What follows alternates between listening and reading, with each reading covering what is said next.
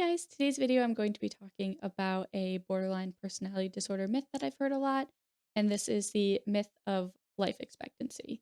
So I remember when I first heard this myth, I was 25 at the time, and I had been newly diagnosed with BPD, and I saw this on TikTok, and what I saw was someone saying that the average life expectancy for someone with BPD is 27 years old. So when I first heard this at 25, I thought it was like really scary.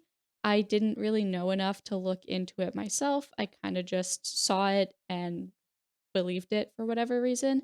And it wasn't until I started doing my own research that I realized that this was just not true.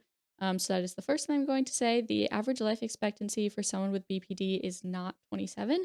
That is completely a myth. And now I'm going to talk a little bit about where that myth came from. So, this statistic came from a study that was done by the McLean Hospital. It was a study on life expectancy in people with borderline personality disorder.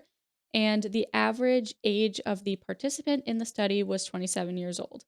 So, what kind of happened with this is that someone saw the study, saw that it was a study on life expectancy, saw the average age being 27 for the participants, and kind of just took that number and ran with it and started to say that this was the life expectancy. And that's what the study showed, which that is not what the study showed. That the 27 number was only there because that was the average age of the person involved in the study.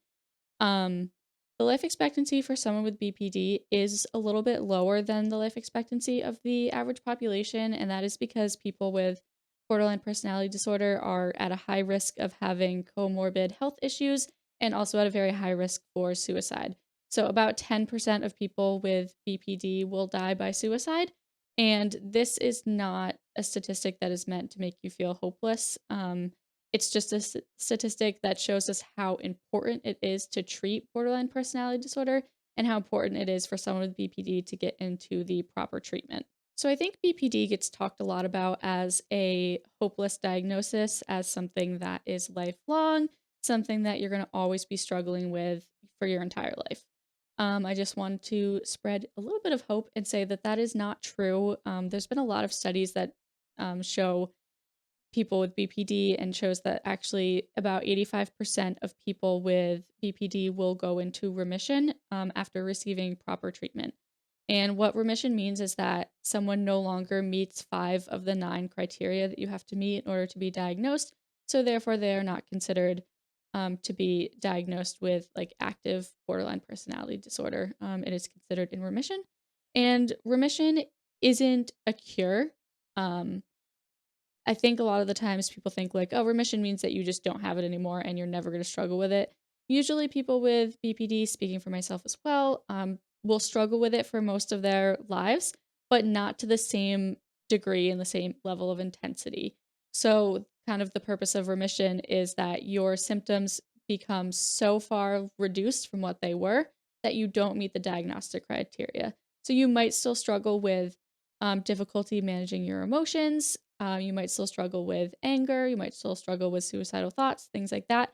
But they probably won't be to the same level of intensity as they were when you were first diagnosed.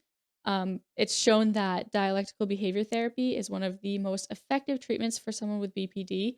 And it's really important to be involved and be actively engaged in a treatment like DBT to help give yourself the best chance of remission. Something that I need to remind myself all the time, so I figured that I might need to remind some of you guys watching as well, is that you're not always going to have these symptoms to the same intensity. I know I've said that before. This is something that I always have to remind myself of.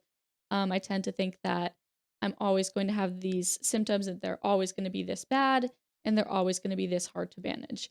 But the truth is that with remission, your symptoms will become much less intense and you won't always feel exactly like you feel in this moment. So I think that's a really important reminder for myself and for anyone watching who is also struggling with BPD. So I think with borderline personality disorder in particular, it's really important to make sure that you're getting information from a reliable source. Are you getting this information like I was initially from some random person on TikTok? Are you getting it from somebody who has studied this, who has a degree? Are you getting it from someone who has lived experience with BPD? Kind of looking at your sources, looking at where you're getting your information from can help with misinformation. BPD is so highly stigmatized that it's hard to find accurate information that isn't stigmatizing and that doesn't make you feel worse. And the biggest thing that I always recommend is finding a really good therapist. That's what's made a huge difference for me is having a therapist who understands BPD and works really hard to help me manage it has just been huge. And I always think that it's really, really good that if you don't have someone who is providing like good therapy, that you find someone, especially with BPD, because it's really good to be able to have someone to kind of throw ideas at and to be like, hey, I saw this information about BPD and I'm wondering if it's accurate or if it's misinformation. Can you help me out with that? So it's really important to find a good therapist and someone that is going to take the time to listen to you and to answer your questions. So that is it for today's video. Thank you guys so much for watching. This video is just one part in a larger series that I'm doing on borderline personality disorder. So if you're interested in learning more information and a little bit about my experience with it, please feel free to check out my borderline personality disorder playlist, and there'll be a couple of videos in there about this topic as well. And thank you guys so much for watching, and I hope you have a great rest of your day.